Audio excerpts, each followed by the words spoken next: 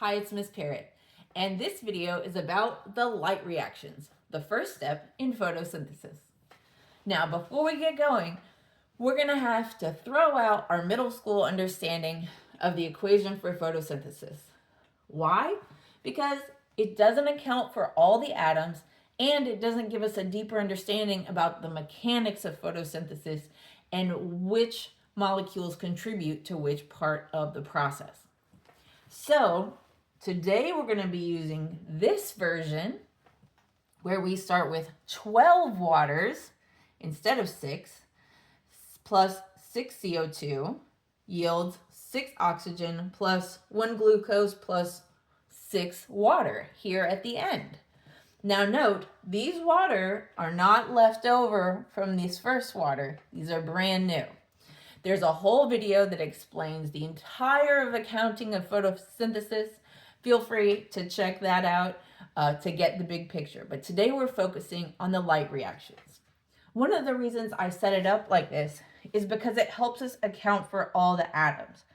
And the first reactant, 12H2O, is what goes into the light reactions. And then the first product, 6O2, is what comes out of the light reactions.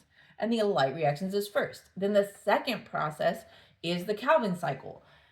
6CO2 is going to go into that, and glucose and 6 water is going to come out of that. So this structure helps us know which molecules are involved in which part of the process. Now let's focus in on the light reactions. Now, Miss Parrot is many things, but an artist she is not. That said, let me give you a quick rundown of this diagram, if you will. So let's imagine that this double black line is our thylakoid membrane. So remember, for photosynthesis, we're inside the chloroplast. Chloroplast has an outer membrane, a stroma, and then an inner membrane, which is the thylakoid, which looks like little apartment buildings of pancakes, kind of connected to each other. So embedded in the thylakoid membrane are a bunch of different proteins that have different jobs. We've got photosystem 2, the electron transport chain and its hydrogen pumps. We've got, our proton pumps. We've got photosystem 1 and ATP synthase. The inner part of the thylakoid membrane is called the lumen, and the outside, again, that's the stroma. That's the space between the inner and outer membrane. That stroma has in it what we're going to refer to as a proton pool. It has a bunch of protons. So even though we are going to be accounting for all of our protons today, there are other protons involved in this process that come from the stroma. So let's look at the steps. Step 1, our 12 water enter photosystem 2. Light comes in, energizes the electrons, and our water breaks apart.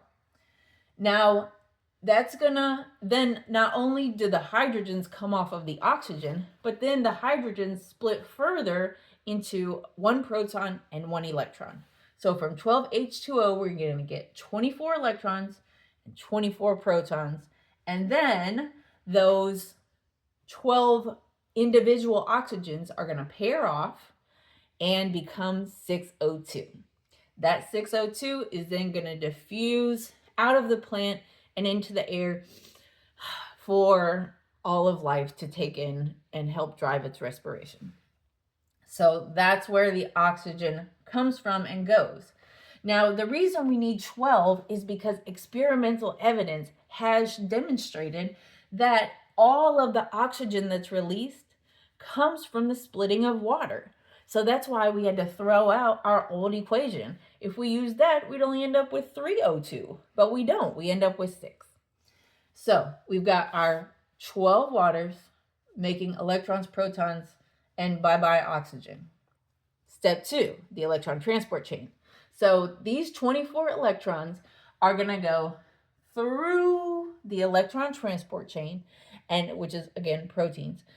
And as it does, it's going to provide the energy to pump hydrogen, H plus ions, protons, through the proton pumps and form this necessary proton gradient that we need to drive ATP synthesis over here.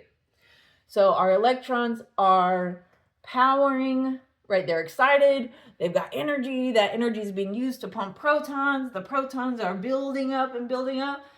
And then by the time they get through, they're tired. These are some tired electrons. So they go to photosystem 1, and here more photon arrives, another photon arrives, and re-energizes our electrons, boom, so that they can then join NADPH later.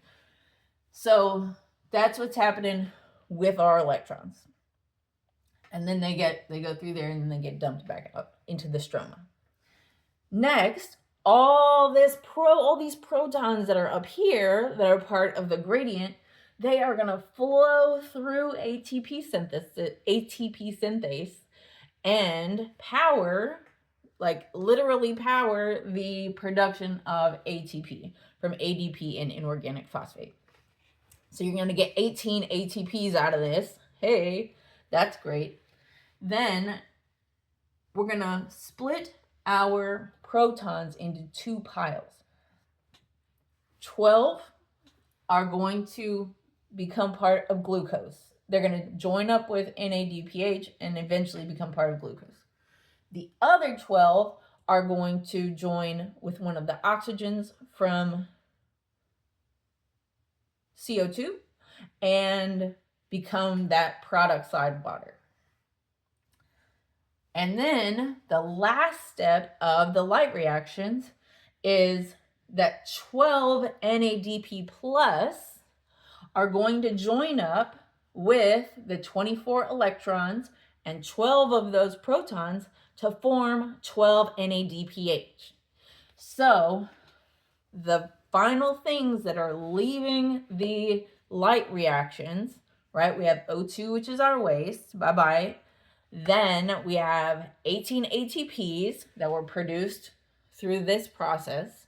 So we joined ADP and phosphate and joined those together. Then we had NADP, 12 NADP plus, that's going to pick up 2 electrons and 1 proton to form NADPH. Those are the ingredients we need to do the next step, which is the Calvin cycle. There will be another video for the Calvin cycle shortly. If this video on the light reactions was helpful, please don't forget to give it a like, subscribe to the channel, and leave a comment, a question, or an emoji below, and I'll be happy to answer it because photosynthesis is my jam. Teachers, check out my Teachers Pay Teachers resources at Know and Grow with Gnomes. Keep learning, keep growing, and we'll see you next time.